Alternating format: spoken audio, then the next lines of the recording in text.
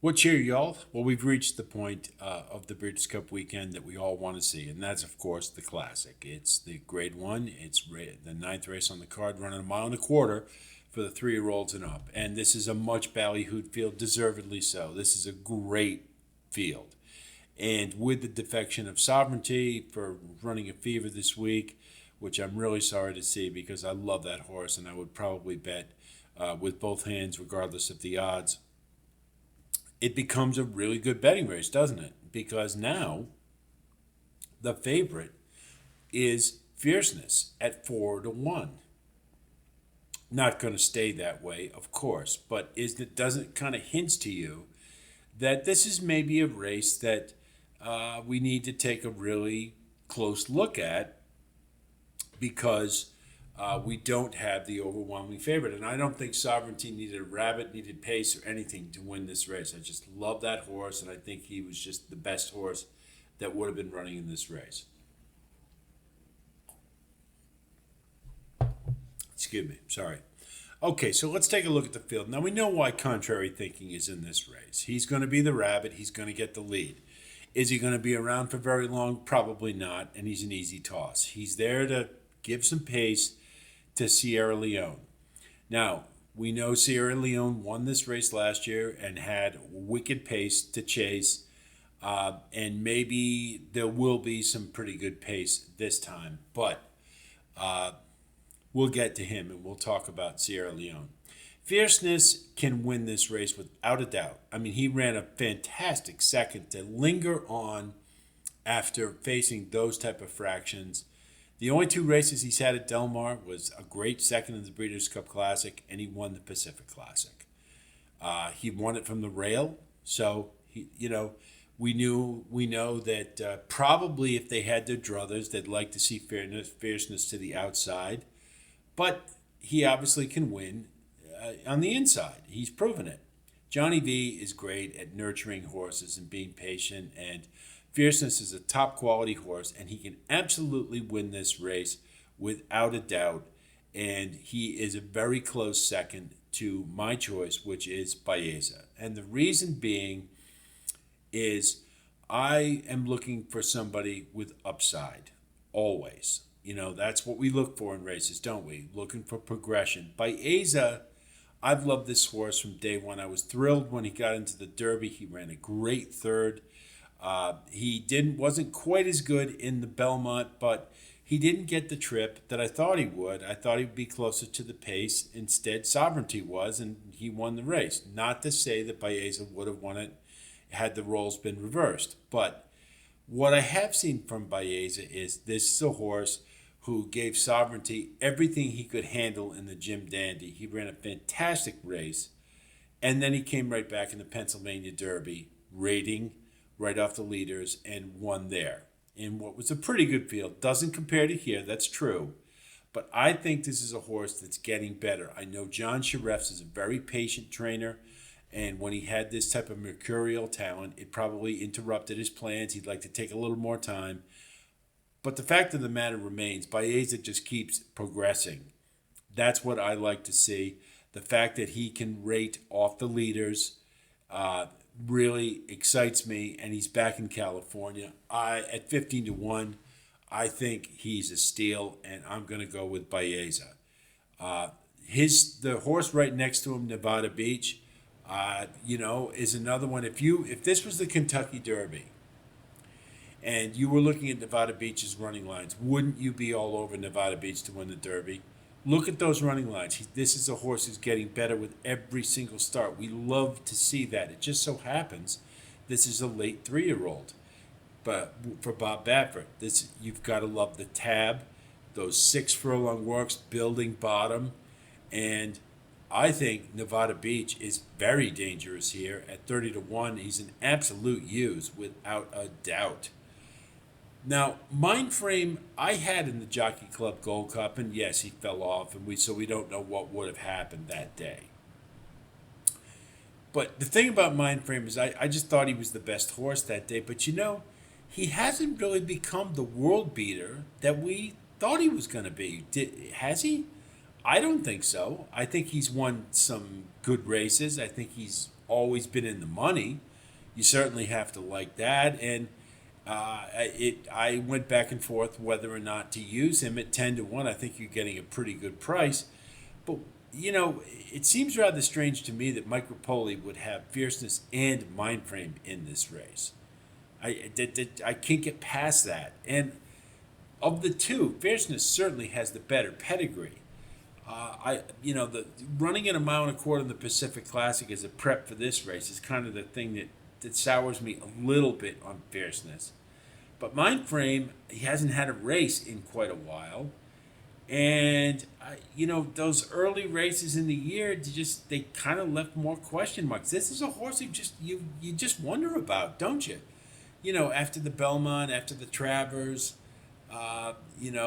where you just wonder where his head at, pardon the pun. Maybe it's an inside joke. They call him mind frame. I don't know. But there's enough doubt in my mind that I'm going to throw him out. And it was close, and if you want to use him, I understand. But I just can't do it. Now, Antiquarian, this is another horse who is getting progressively better under Todd Pletcher's care. Todd Pletcher has 3 horses in this race. We shouldn't overlook that. So that should be give him some control over what goes on.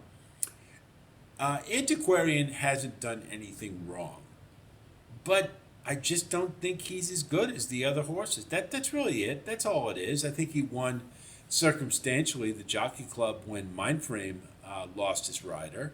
He ran a very nice race. He's a grinder to me. He looks like more than having that explosiveness that you want to see from a horse to win a race like this. He's a nice horse. I'd love to own him. I love Centennial Farms,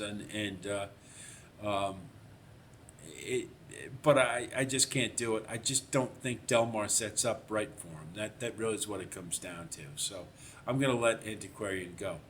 Now, Forever Young.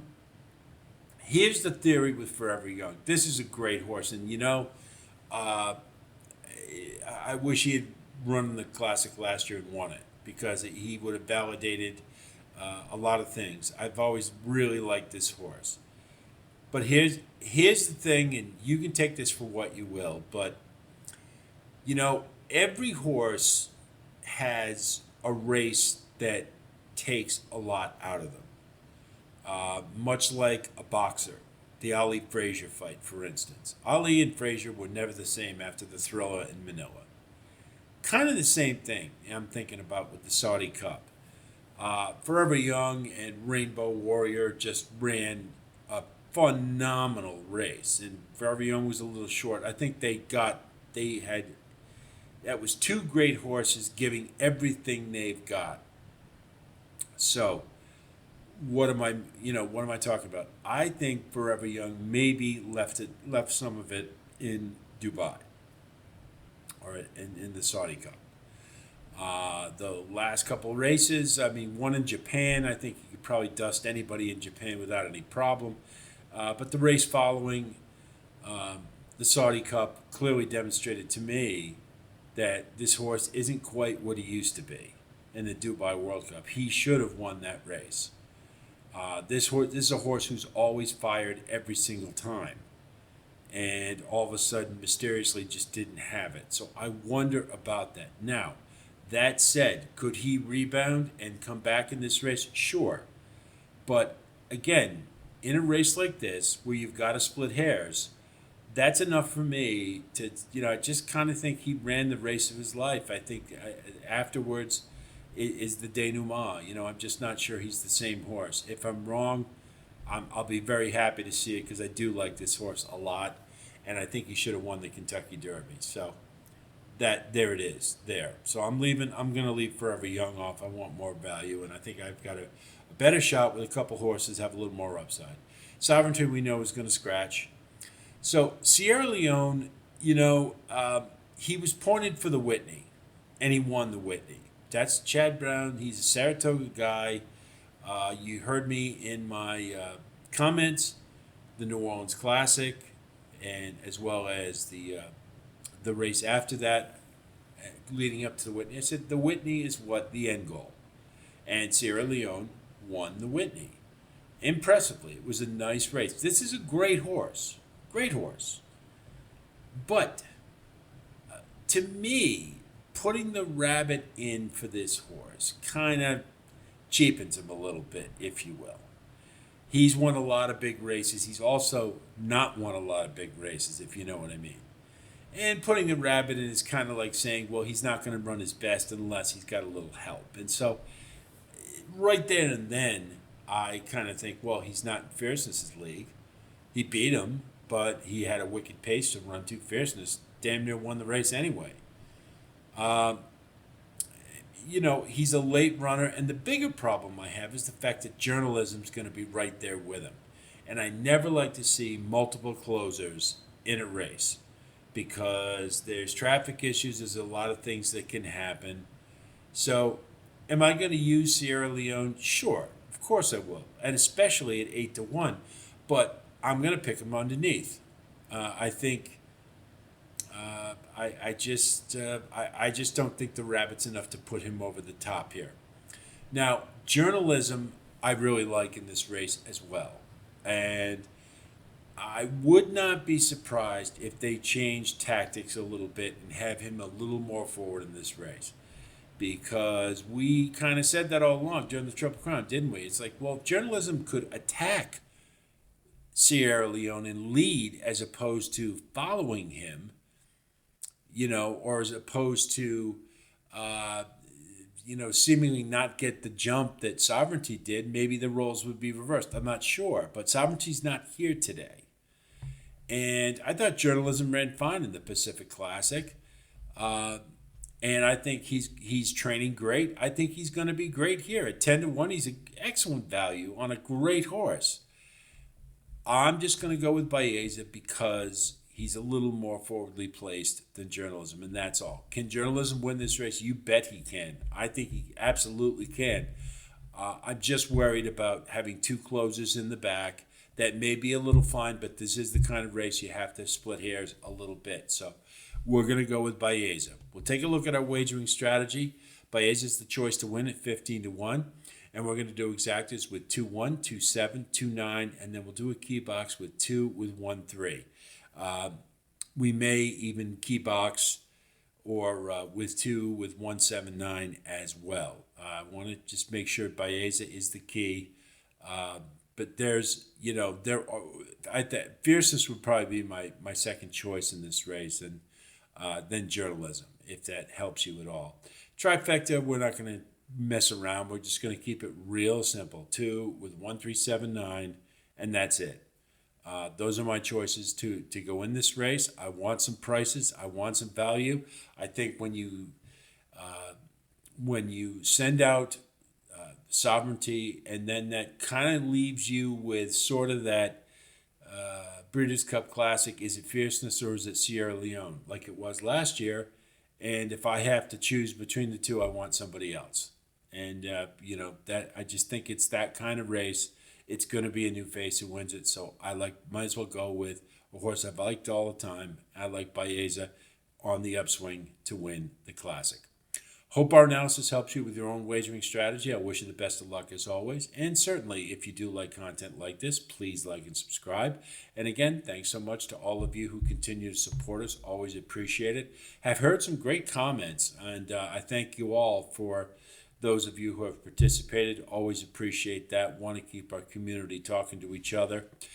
This is these are the next 2 days where a lot of talking goes on. All input is welcome, and I want to hear everybody's got an interesting opinion on a lot of these races, so please feel free to comment.